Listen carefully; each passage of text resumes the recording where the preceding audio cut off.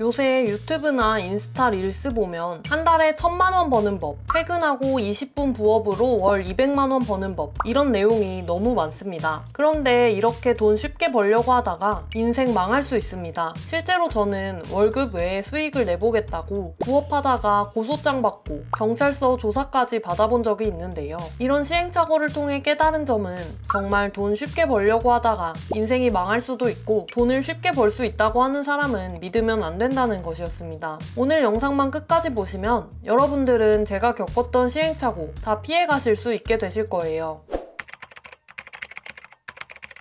저는 실제로 돈을 쉽게 벌 수 있다는 강의를 듣고 구매 대행에 1년이 넘는 시간을 투자했었는데요. 결국 고소장을 받고 고소당해서 경찰서에서 조사받는 결말로 끝낸 아픈 경험이 있습니다. 2023년에 저는 하루 2시간으로 1000만 원, 2000만 원은 그냥 벌 수 있다는 후기를 보고 구매 대행 강의를 몇백만 원을 내고 들었습니다. 강의에서는 정말 쉬워 보였어요. 단순히 하루에 2~3시간만 투자해서 프로그램을 이용해서 해외에 엄청나게 많은 상품들을 국내 판매 사이트에 그대로 올려서 판매하고 실제로 판매가 이루어지면 해외 사이트에서 구매 고객에게 바로 발송하는 방식이라서 내가 재고를 가질 필요도 없고 고정된 사무실에서 일할 필요도 없고 자유롭게 전 세계를 여행하면서 할 수 있는 일이라는 생각이 들어서 이거다 싶었습니다. 그래서 저는 이 구매 대행에 하루에 4시간 이상씩 거의 1년 이상을 매달렸는데요. 결국은 상표권 위반으로 경찰서에 가서 조사받기까지 하면서 정신적으로 너무 피폐해지면서 그만두게 되는 슬픈 결말을 맞게 된 적이 있습니다. 이렇게 된 이유는 제가 단순히 쉽게 돈을 번다는 가벼운 생각으로 접근해서 상표권 도용이라는 형사 고소가 가능한 법적 리스크에 대해 조심해야겠다는 생각을 아예 하지 않았기 때문입니다. 월 20만 원에서 30만 원 정도의 프로그램비를 내고 사업을 지속했고 몇백만 원을 내고 강의를 수강하면서 일이 잘못되면 이렇게까지 될 수 있구나 이런 생각은 안일하게도 하지 못했던 것 같아요. 프로그램을 통해서 해외 사이트에 수만 개의 상품을 그냥 막 끌고 와서 판매하던 제품 중에 알고 보니 상표권을 침해하는 제품이 있었던 거죠. 해당 상표권을 가진 브랜드 회사에서 저를 고소했고 어느 날 갑자기 고소장을 받게 되었습니다. 경찰서에서 조사받을 때 그 기분은 정말 말로 표현할 수가 없었습니다. 범죄자가 된 기분이었어요. 가족들한테도 말하기 어려웠고 혹시라도 이 고소건에서 내가 유죄 판결을 받게 된다면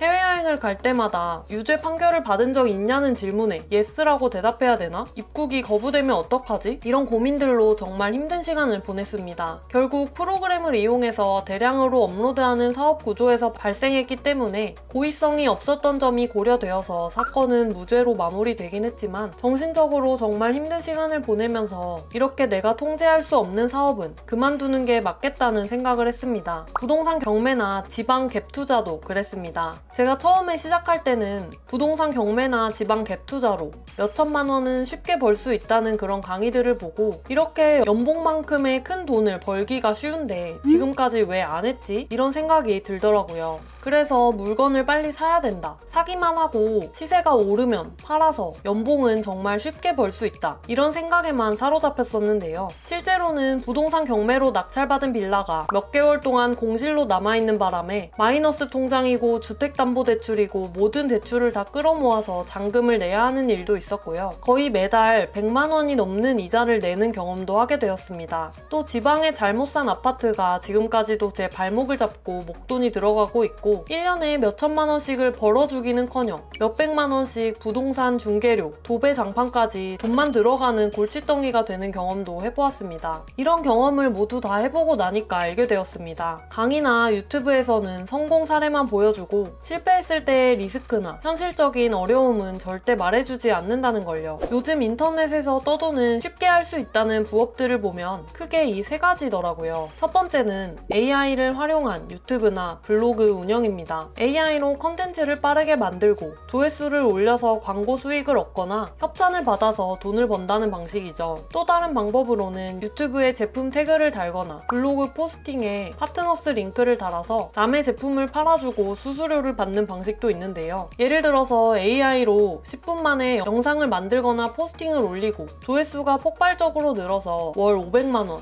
1000만원은 쉽게 번다는 식의 광고를 많이 하더라고요. 두 번째는 쿠팡 그로스나 오픈마켓을 통한 물건 판매입니다. 중국에서 물건을 떼오거나 아니면 제가 했던 방식으로 프로그램을 이용해서 대량으로 상품들을 쿠팡이나 네이버 같은 오픈마켓에 업로드하고 마진을 남겨서 돈을 번다는 방식이죠. 하루 2시간만 투자하면 월 300만원은 쉽게 벌 수 있다. 이런 문구로 사람들을 끌어들이는 경우가 많습니다. 심지어는 우리 엄마나 할머니도 하고 있다. 이런 자극적인 문구로 초보자들을 끌어모아서 물건 소싱부터 판매까지 다 알려준다는 강의를 몇백만 원을 받고 파는 경우도 많습니다. 마지막으로는 사진 판매나 앱테크, 설문조사나 리뷰 작성 같은 자잘한 인터넷 부업들입니다. 예를 들어서 셔터스톡 같은 사이트에 사진을 올려서 수익을 낸다거나 특정 어플을 깔고 활동하면 포인트를 준다는 방식이죠. 이런 부업들은 누구나 할 수 있다는 점을 강조해서 사람들을 끌어들입니다. 누구나 쉽게 짧은 시간에 따박따박 들어오는 월급 같은 돈을 벌 수 있다고 하니까 정말 겉으로 보기엔 매력적이죠. 하지만 여기서부터가 중요합니다. 과연 현실은 어떨까요?